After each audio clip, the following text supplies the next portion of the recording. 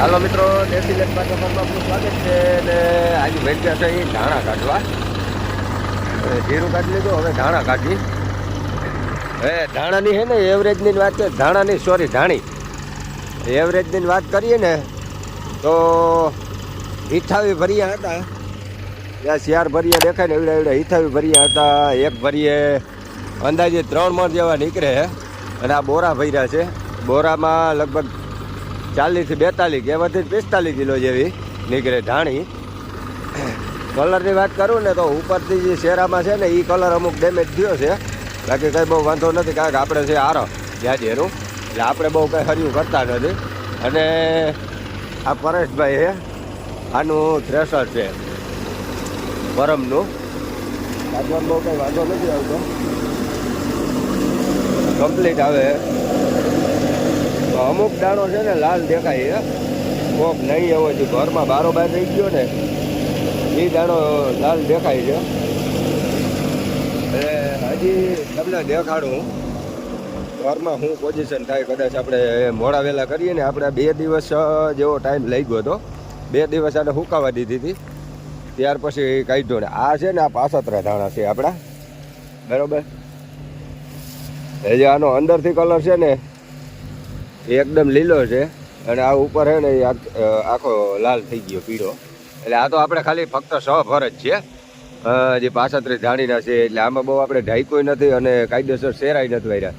એનું કારણ છે કે શિયાર દીવું ત્યાં સુકાઈ ગયા હતા ને, એટલે ભર ખરતા હતા, દાણા બહુ ખરતા હતા. એટલે ભલે મેં કીધું થોડું ઘણું બગડે, પણ દાણા ખોટા બગાડવા નથી, હેઠા વૈયા જઈને એવું. આપણે 6 વીઘાની ધાણી હતી, અંદાજિત 15 મણની એવરેજ આવીએ. અને કલર તો તમને મેં દેખાડ્યો. હવે આને રખાય કે વેચી નખાય કે શું કરાય.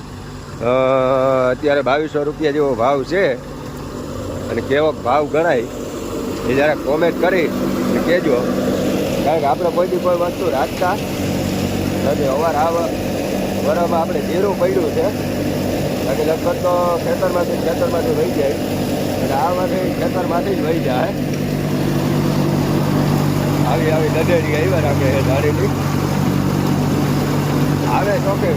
ટ્રેક્ટર કમ્પ્લીટ છે એટલે ચોકી આવે. નકર અમુક જગ્યાએ રામાયણ કાં ડાકરી આવે કાં ખાડા આવે. આમાં બહુ ખાડાય નથી આવતા, કમ્પ્લીટ હાલે છે. 41નું ટ્રેક્ટર છે. આપણે આમાં 10 રેસ ઉપર હાલે છે, આપણું 7.5 રેસ ઉપર હાલે. એટલો રેસ હાલે છે એનો 10. પણ મજા આવે છે કાઢવાની, અને સાંજે નીકળી જાય. ધાણીમાં એવરેજ કલાક વીઘાના હિસાબે લેખીને તો 1 વીઘે 1 કલાક જેવું થાય. ભાઈ એમાં પછી થોડું ઘણું વલ વધારે હોય તો વધારે થાય, અને વલ ઓછું હોય તો ઓછું થાય. પણ કાયદેસર ધાણી હોય અને કાયદેસર વલ હોય એટલે કલાક જેવું થાય. અને 2 જણા ઓરવાનું જોઈએ, ઓટોમેટિક કાંધું છે. 2 જણા ટાબરિયા છે, એક કાંધે છે ને 1 જણો ઓરે છે ને 1 જણો માથે ધક્કો મારે છે. એટલે એ કામ ઓટોમેટિક કાંધું વરમવારું જે કહીએ એ છે.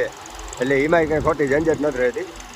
કારણ કે અલગ અલગ રીતે જંજીર ને ઓઇલી ને હવે અઢળક જાતની થ્રેસરો ઠોકાણીઓ આવી ગયા છે. આપણે સારું લાગ્યું. તો મિત્રો મળીએ નેક્સ્ટ વિડીયોમાં.